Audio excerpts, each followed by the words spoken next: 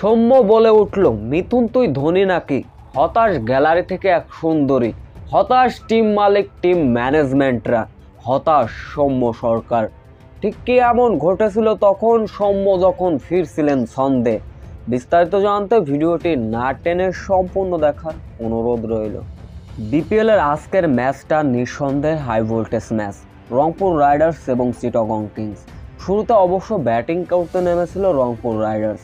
শুরুতে সাইফ হাসান, স্টিভেন টেইলররা সাজঘরে ফিরলেন। বিপর্যস্ত দল একা টেনে তোলার চেষ্টা সৌম্য সরকার।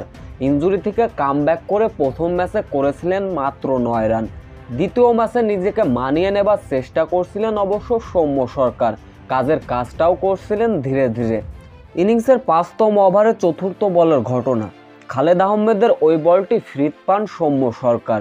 দুইবারের জন্য জায়গা বদল করছিলেন সৌম্য সরকার, কিন্তু অনবদ্য অবিশ্বাস্য কিপিং ধরলেন মোহাম্মদ মিথুন। ধোনির স্টাইলে বলটি না দেখে দুই পায়ের খোপ দিয়ে বল মেরে দিলেন স্টাম্পে। রীতিমতো হতভম্ব হয়ে গেলেন গ্যালারিতে থাকা এক সুন্দরী। অন্যদিকে হতাশ হলেন সৌম্য সরকার। মিথুন ভাই কি ধোনি নাকি?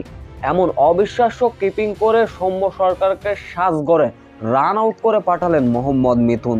তবে সৌম্য সরকার ইনিংসটা বড় না করতে পারলেও 16 বলে 22 রানের একটা মোটামুটি ইনিংস খেলেছেন।